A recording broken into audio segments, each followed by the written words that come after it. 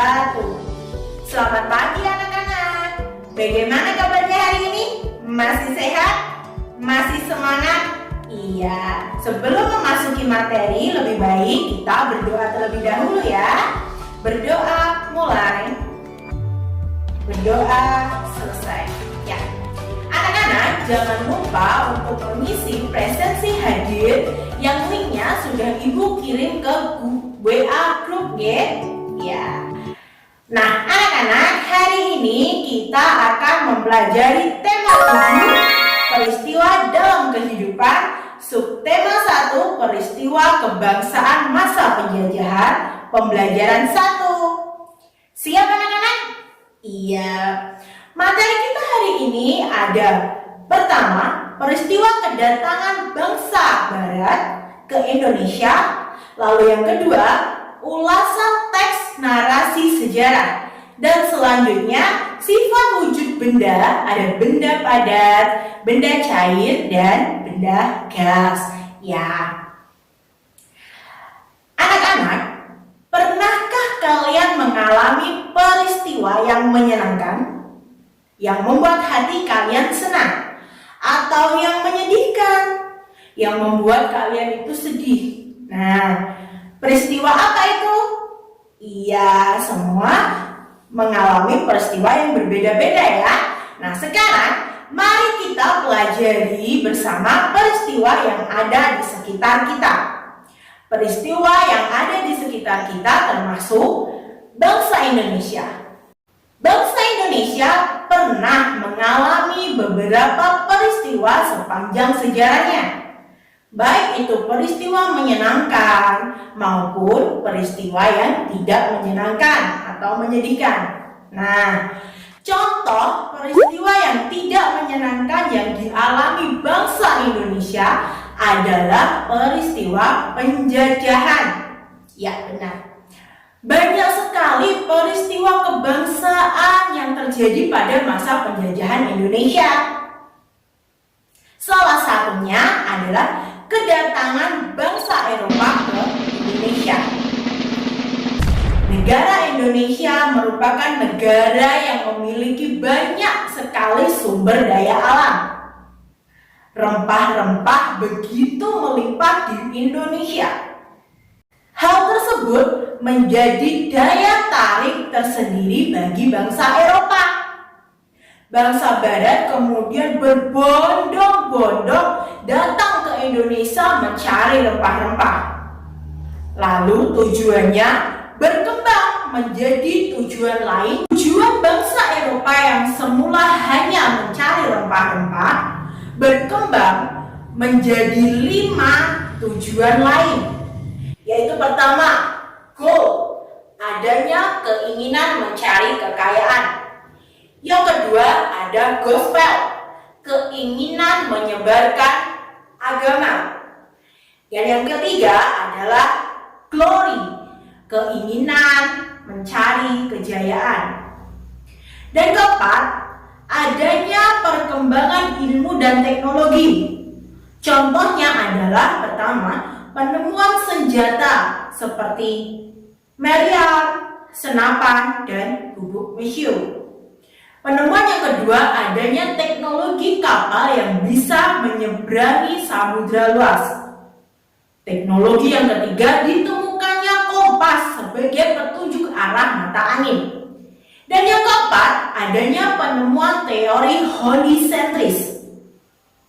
Tujuan yang terakhir adalah jatuhnya Konstantinopel ke tangan Turki. Nah, Konstantinopel itu adalah ibu kota Romawi Timur. Tempat ini merupakan tempat pemasok rempah-rempah bagi bangsa Eropa. Ketika kota Konstantinopel ini jatuh ke tangan Turki, maka pasokan rempah-rempah ke Eropa terhambat. Nah, untuk mengatasi hal ini, maka bangsa Eropa berupaya sendiri mencari sumber asal rempah-rempah, yaitu ada di Indonesia. Selanjutnya, kalian akan mempelajari teks narasi sejarah. Teks narasi sejarah adalah cerita peristiwa sejarah yang terjadi di masa lampau.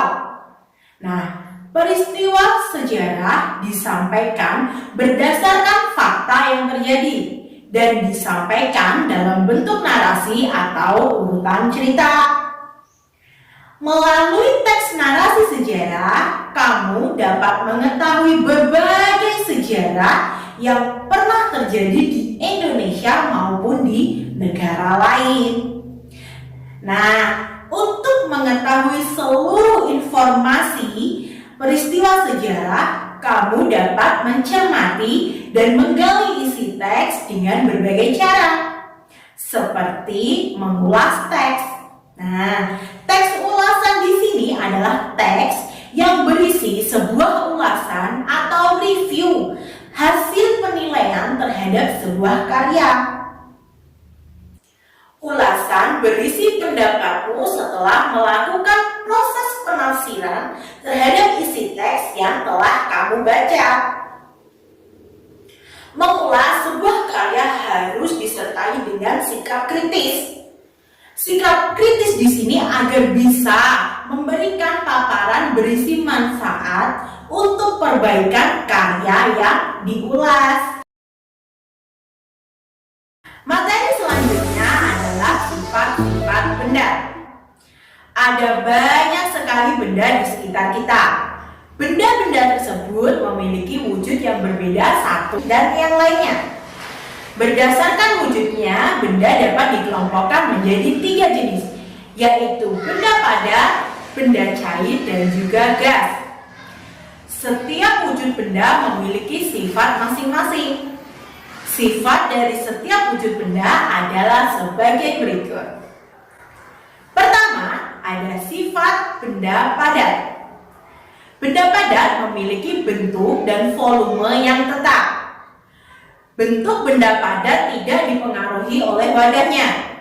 Benda padat tidak berubah bentuk jika hanya dipindahkan dari tempat satu ke tempat yang lainnya. Zat penyusun benda padat sangat rapat serta memiliki daya tarik yang kuat. Nah, contohnya adalah benda padat, ada pensil, penggaris, penghapus, dan juga kerikil. Nah, benda padat yang ada di sekitarmu dapat diubah dengan beberapa perlakuan. Misalnya, seperti diberi panas, diberi tekanan tinggi, atau diberi perlakuan fisik, seperti menggunting, menekan, melipat, ataupun menyobek. Nah, di sini contohnya adalah piring yang pecah dan kertas yang sobek merupakan contoh dari benda padat yang diubah. Sifat selanjutnya adalah sifat benda cair. Nah, benda cair memiliki bentuk yang berubah-ubah sesuai dengan wadahnya.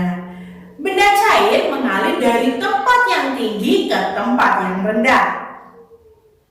Selain itu, benda cair juga menekan ke segala arah dan dapat meresap melalui celah-celah kecil.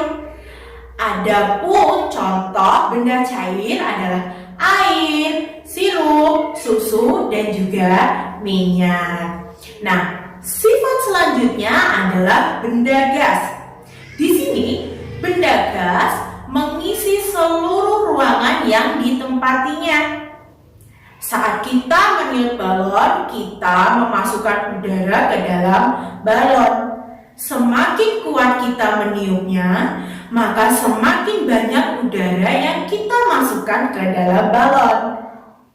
Akibatnya, balon mengembang, udara mengisi seluruh ruangan yang ada di dalam balon. Hal ini berarti benda gas mengisi seluruh ruangan yang ditempatinya. Nah, benda gas di sini juga menekan ke segala arah. Contohnya, balon dan kantong plastik.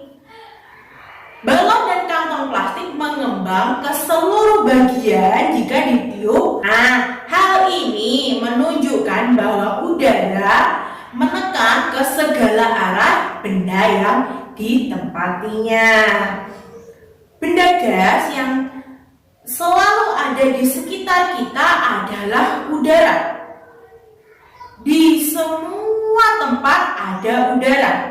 Bahkan wadah yang terlihat kosong pun ternyata berisi udara. Anak-anak, tidak terasa kita sudah berada di akhir pembelajaran. Nah, hari ini kita sudah belajar tentang pertama, peristiwa kedatangan bangsa Barat ke Indonesia. Lalu, ulasan teks narasi sejarah. Dan yang terakhir adalah sifat wujud benda. Ada benda padat, cair, dan juga gas. Untuk menutup pembelajaran hari ini, marilah kita berdoa. Berdoa mulai. Berdoa selesai. Sampai jumpa esok hari anak-anak. Tetap semangat, tetap rajin belajar. Semoga sukses di masa depan. Jangan lupa untuk tetap mematuhi protokol kesehatan dengan cara memakai masker, cuci tangan menggunakan sabun, dan juga jaga jarak saat berada di kerumunan. Ya, wassalamualaikum warahmatullahi wabarakatuh.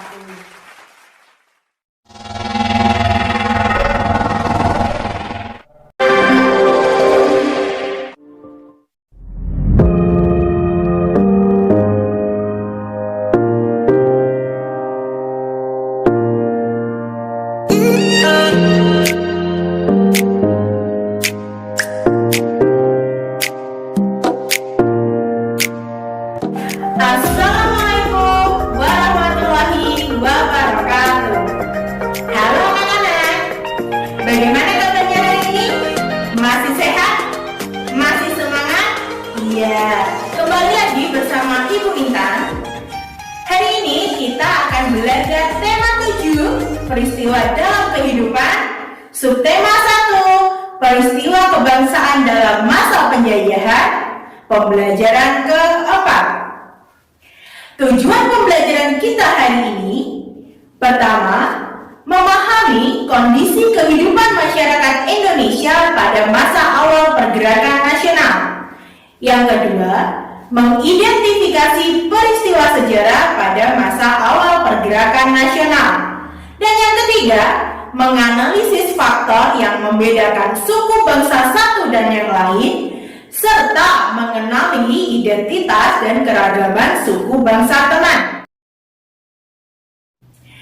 Nah, sekarang berbagai perlawanan terhadap penjajah terus mengalami kegagalan karena perlawanan negara Indonesia masih bersifat kedaerahan. Kemudian lahir sistem perjuangan baru yang dikenal dengan kebangkitan nasional. Anak-anak, pernah kamu mendengar perjuangan kebangkitan nasional? Ayo kita cari tahu bersama.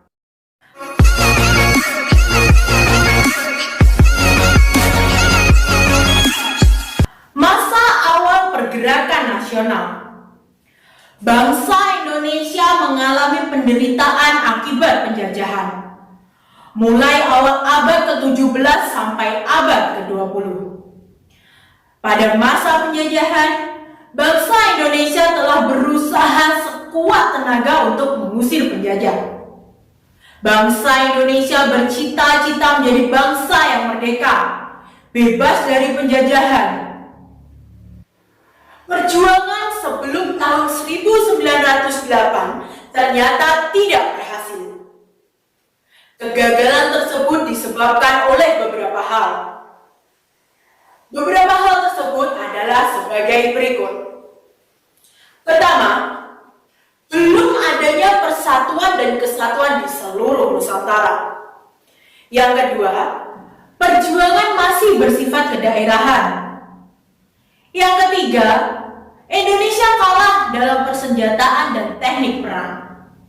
Yang keempat, masih bergantung pada pimpinan. Pimpinan tertangkap, perlawanan terhenti. Dan yang kelima, Belanda menerapkan politik adu domba. Kemudian muncullah kesadaran untuk berpikir secara nasional. Munculnya kesadaran untuk berpikir secara nasional tidak lepas dari peran pelajar. Perkembangannya, pendidikan pada abad 19 melahirkan golongan pelajar yang berperan dalam upaya pergerakan nasional dan muncullah nasionalisme bangsa Indonesia. Mulai tahun 1908, muncullah berbagai pergerakan nasional. Pergerakan nasional di sini adalah perjuangan yang mengikut sertakan seluruh rakyat Indonesia. Pergerakan nasional dilakukan dengan mulai membentuk beberapa organisasi berskala nasional.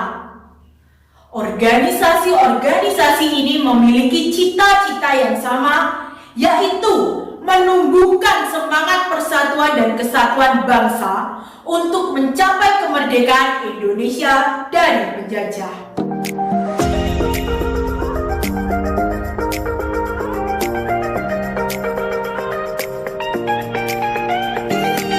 Selanjutnya kita akan mengenal beberapa tokoh penting pergerakan nasional sebagai berikut. Pertama, ada Raden Ajeng Kartini, lahir di Jepara tanggal 21 April 1879. Tokoh emansipasi wanita ini mengarang buku berjudul Habis Gelap Terbitlah Terang. Yang kedua ada Dewi Sartika, lahir 4 Desember 1884 di Cicalengka. Beliau bercita-cita memajukan wanita Indonesia sama dengan Raden Ajeng Kartini. Tokoh yang ketiga ada Ki Hajar Dewantoro, lahir 2 Mei 1889 di Yogyakarta. Ki Hajar Dewantoro mendirikan sekolah bernama Taman Siswa. Karena besar jasanya dalam bidang pendidikan, hari kelahirannya tanggal 2 Mei diperingati sebagai Hari Pendidikan Nasional. Dan yang terakhir ada Dr. Sutomo bersama Dr. Wahidin Sudiro Husodo pada tanggal 20 Mei 1908 mendirikan organisasi pergerakan nasional yang pertama bernama Budi Utomo. Hari kelahirannya tanggal 20 Mei dijadikan sebagai Hari Kebangkitan Nasional.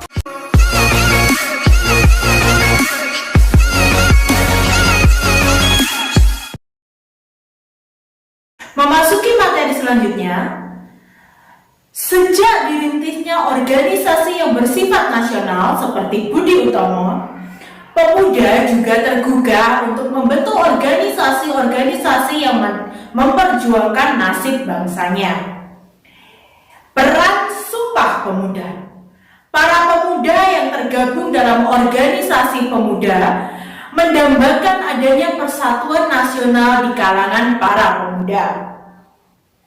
Mereka menginginkan agar organisasi-organisasi yang ada melebur menjadi satu perkumpulan nasional. Nah, pada tanggal 30 April sampai 2 Mei 1926 berlangsung rapat besar pemuda Indonesia yang dikenal dengan Kongres Pemuda Indonesia I. Kongres Pemuda Indonesia I berlangsung di Jakarta dan diikuti oleh semua organisasi pemuda. Setelah Kongres Pemuda I dilaksanakan, para pemuda Indonesia kembali berkumpul untuk membicarakan kembali cita-cita persatuan Indonesia. Kongres tersebut diberi nama Kongres Pemuda II. Kongres Pemuda II berlangsung di Jakarta pada tanggal 27 sampai 28 Oktober 1926. Sama seperti kongres sebelumnya, Kongres Pemuda II dihadiri oleh perwakilan pemuda dari berbagai organisasi pemuda di Indonesia, seperti Pemuda Sumatera, Pemuda Kaum Betawi, Jong Jawa, Jong Ambon, dan Jong Celebes. Pusat penyelenggaraan kongres tersebut di gedung Indonesia's Club di Jalan Kramat Raya nomor 106. Tetapi dalam keseluruhan sidang diselenggarakan di 3 tempat. Kongres Pemuda II mengambil keputusan sebagai berikut. Pertama, menerima lagu Indonesia Raya ciptaan W.R. Supratman sebagai lagu kebangsaan Indonesia. Kedua, menerima Sang Merah Putih sebagai bendera Indonesia. Yang ketiga, semua organisasi pemuda dilebur menjadi satu dengan nama Indonesia Muda, yang berarti berwatak nasional dalam arti luas. Yang keempat, diikrarkannya Sumpah Pemuda oleh semua wakil pemuda yang hadir. Anak-anak, di sini Ibu Intan akan membacakan isi ikrar Sumpah Pemuda. Sumpah Pemuda. Kami putra dan putri Indonesia mengakui bertumpah darah satu tanah air Indonesia. Kami putra dan putri Indonesia mengakui berbangsa satu, bangsa Indonesia. Kami putra dan putri Indonesia menjunjung bahasa persatuan, bahasa Indonesia.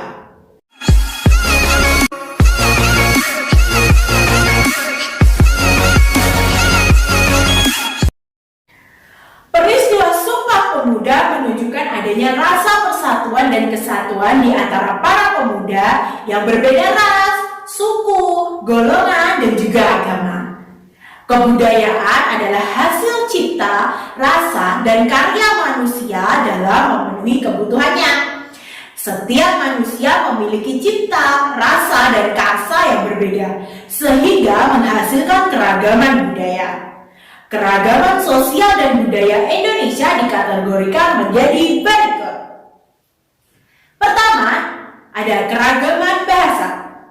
Bahasa merupakan alat yang digunakan untuk berkomunikasi baik lewat tulisan, lisan, ataupun gerakan. Fungsi budaya secara umum adalah alat berekspresi, komunikasi, dan adaptasi sosial. Contohnya di sini adalah ada bahasa Aceh, bahasa Batak, bahasa Minangkabau, bahasa Betawi, bahasa Sunda, dan juga bahasa Jawa. Nah, keberagaman yang kedua adalah keberagaman suku bangsa. Di sini suku bangsa adalah golongan sosial yang dibedakan dari golongan sosial lainnya karena memiliki ciri paling mendasar dan umum berkaitan dengan asal-usul dan tempat asal serta kebudayaannya. Nah, ciri suku bangsa antara lain bersifat tertutup dari kelompok lain, memiliki nilai-nilai dasar yang tercermin dalam kebudayaan, serta memiliki komunikasi dan interaksi. Contohnya di sini ada suku Jawa, suku Batak, suku Sunda, dan lain sebagainya. Ketiga, ada keberagaman sistem kekerabatan. Sistem kekerabatan merupakan sistem keturunan yang dianut oleh suku bangsa tertentu berdasarkan garis ayah, garis ibu, atau garis keduanya. Misalnya, masyarakat Jawa menganut sistem kekerabatan bilateral, yaitu garis keturunan dari ayah dan ibu. Sedangkan masyarakat Minangkabau menganut sistem kekerabatan matrilineal atau garis keturunan ibu. Nah, keberagaman yang terakhir adalah keberagaman rumah adat. Setiap suku di Indonesia memiliki rumah adat yang berbeda dengan suku yang lainnya. Seperti contohnya, ada rumah adat Bolon dari Sumatera Utara, ada rumah gadang dari Sumatera Barat, ada joglo. Anak-anak, hari ini kita sudah berada di akhir pembelajaran. Nah, kita sudah mempelajari tentang memahami kondisi kehidupan masyarakat Indonesia pada masa awal pergerakan nasional. Lalu ada mengidentifikasi peristiwa sejarah pada masa awal pergerakan nasional. Dan yang terakhir, menganalisis faktor yang membedakan suku bangsa satu dan yang lainnya, serta mengenali identitas dan keragaman suku bangsa teman. Nah, anak-anak, kita harus saling menghormati antar teman, itu berbeda suku, ras, dan juga agama. Untuk mengakhiri pembelajaran kita hari ini, sebaiknya kita berdoa bersama-sama dulu ya. Berdoa mulai. Berdoa selesai. Tetap semangat belajar, tetap jaga kesehatan. Sampai jumpa di pembelajaran berikutnya. Wassalamualaikum warahmatullahi wabarakatuh.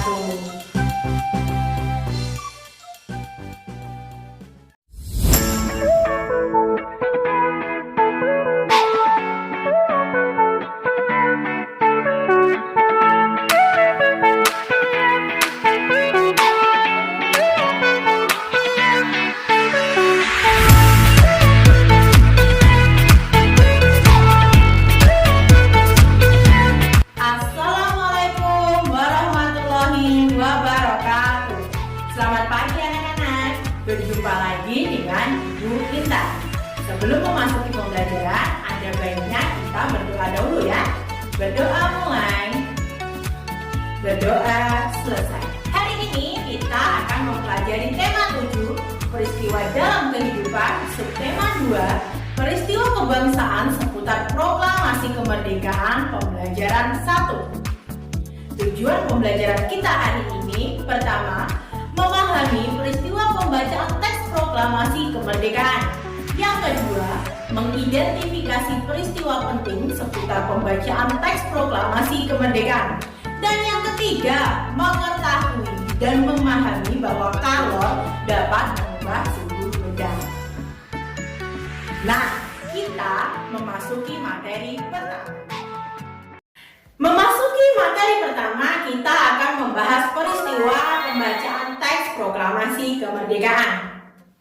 Anak-anak, bangsa Indonesia pernah mengalami masa penjajahan yang cukup lama yang sudah kita bahas pada subtema 1 kemarin. Nah, selama penjajahan, bangsa Indonesia mengalami penderitaan. Oleh karena itu, bangsa Indonesia semangat untuk melepaskan diri dari penjajah.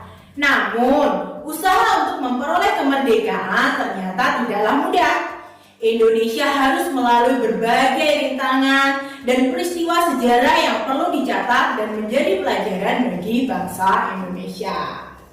Perjuangan rakyat Indonesia meraih kemerdekaan dilalui dengan pengorbanan yang sangat besar. Tidak terhitung banyaknya harta, benda, bahkan nyawa yang harus dikorbankan demi meraih cita-cita kemerdekaan Indonesia. Nah, akhirnya segala perjuangan membuahkan hasil dengan diproklamasikannya kemerdekaan Indonesia. Banyak peristiwa yang mengiringi perjalanan kemerdekaan Indonesia. Salah satunya pembacaan teks proklamasi. Sejak hari Jumat pagi tanggal 17 Agustus 1945, rakyat Indonesia berkumpul di Rumah Soekarno, Jalan Pegangsaan Timur nomor 56 Jakarta. Nah, mereka ingin menyaksikan pembacaan teks proklamasi kemerdekaan Indonesia. Semua orang mempersiapkan pembacaan teks naskah proklamasi. Nah, Suhud mempersiapkan bambu sebagai tiang bendera, sementara Ibu Fatmawati menjahit bendera merah putih. Adapun susunan acara pada upacara pembacaan proklamasi kemerdekaan Indonesia adalah sebagai berikut. Pertama, pembacaan teks proklamasi kemerdekaan Indonesia Yang kedua, pengibaran bendera merah putih dan selanjutnya sambutan oleh Wali Kota Suwiryo dan Dr. Muwardi. Pada tanggal 17 Agustus 1945, tepat pukul 10 waktu Indonesia Barat, Bung Karno dengan didampingi oleh Bung Hatta siap membacakan teks proklamasi yang telah diketik oleh Sayuti Melik dan ditandatangani oleh Insinyur Soekarno dan Dr. Andes Muhammad Hatta atas nama bangsa Indonesia. Bung Karno berpidato dan membacakan teks proklamasi kemerdekaan Indonesia sebagai berikut. Nah, anak-anak, di sini Bu Intan akan membacakan teks proklamasi. Proklamasi. Kami bangsa Indonesia dengan ini menyatakan kemerdekaan Indonesia. Hal-hal yang mengenai pemindahan kekuasaan dan lain-lain diselenggarakan dengan cara yang seksama dan dalam tempo yang sesingkat-singkatnya. Jakarta, hari 17 bulan 8 tahun 45 atas nama bangsa Indonesia, Soekarno-Hatta. Nah, setelah teks proklamasi dibacakan, acara dilanjutkan dengan pengibaran bendera merah putih. Nah, pengibaran bendera merah putih dilakukan oleh Suhud dan Latif Hendra di Ningrat. Pengibaran merah putih diiringi pengumandangan lagu Indonesia Raya. Seluruh hadirin dengan penuh semangat menyanyikan lagu Indonesia Raya. Acara dilanjutkan dengan sambutan dari Wali Kota Suwiryo dan Dr. Muwardi. Memasuki materi yang kedua, yaitu mengidentifikasi peristiwa penting seputar pembacaan teks proklamasi kemerdekaan Indonesia. Mari kita simak bersama ya. Naskah proklamasi disusun oleh 3 orang, yaitu Bung Karno atau Insinyur Soekarno, Bung Hatta atau Dr. Andes Muhammad Hatta, dan juga Mr. Ahmad Soebardjo. Teks proklamasi terdiri dari 2 kalimat yang ditulis oleh Bung Karno. Kalimat pertama dikutip oleh Mr. Ahmad Soebardjo dari Piagam Jakarta. Kemudian Bung Hatta menyempurnakannya dengan kalimat kedua. Naskah proklamasi semula ditulis tangan, kemudian diketik oleh Sayuti Melik. Nah, naskah proklamasi semula diusulkan semua yang hadir di rumah Laksamana Maida ikut menandatanganinya. Tetapi karena tidak semua bersedia, atas usul pemuda Sukarni, teks proklamasi ditandatangani oleh Soekarno-Hatta atas nama bangsa Indonesia. Sesuai janji Ahmad Soebardjo, esok harinya Jumat 17 Agustus 1945 di Jalan Pegangsaan Timur nomor 56 Jakarta diadakan upacara bendera dan pembacaan teks proklamasi kemerdekaan Republik Indonesia. Tokoh yang hadir diantaranya adalah Ki Hajar Dewantoro, Dr. Muwardi, A.A. Marinis, A.G. Pringgodijito, dan tokoh-tokoh dari PPKI maupun para pemuda. Saat itu yang hadir lebih dari 1.000 orang guna mengenang jasa Insinyur Soekarno dan Muhammad Hatta. Mereka dijuluki sebagai pahlawan proklamasi. Nah, untuk memperjelas dan menambah wawasan kalian, cobalah cari informasi dari berbagai sumber referensi mengenai peristiwa penting seputar pembacaan teks proklamasi. Informasi dapat kalian peroleh dari buku, majalah, surat kabar, artikel, maupun internet. Nah, berdasarkan informasi yang kalian temukan, kalian bisa membuat peta pikiran atau peta konsep untuk memudahkan kalian mengingat peristiwa yang ada dalam informasi. Memasuki materi ketiga, yaitu mengetahui dan memahami bahwa kalor dapat mengubah suhu benda. Pengertian kalor berbeda dengan pengertian suhu. Suhu adalah derajat panas atau dinginnya suatu benda. Kalor merupakan energi panas yang dimiliki oleh benda. Energi kalor berpindah dari benda yang suhunya lebih tinggi ke benda yang suhunya lebih rendah ketika benda itu bersentuhan. Jika suatu benda dipanaskan, maka temperatur atau suhu benda akan naik. Sebaliknya, jika benda didinginkan, maka suhu atau temperaturnya akan turun. Kalor pada suatu benda dapat berubah. Jadi, kalor adalah energi yang dipindahkan dari suatu benda ke benda lainnya karena perbedaan suhu atau temperatur. Nah anak-anak, untuk lebih jelasnya kalian bisa melakukan percobaan bersama orang tua di rumah. Tujuannya adalah untuk menyelidiki kalor dapat mengubah suhu benda. Alat dan bahan yang kalian butuhkan adalah panci, kompor, dan juga air. Cara kerjanya, kalian dapat tuangkan air ke dalam panci, lalu letakkan panci di atas kompor, nyalakan kompor, lalu amati apa yang terjadi pada air setelah 10 menit. Setelah melakukan percobaan, kalian bisa menjawab pertanyaan-pertanyaan berikut.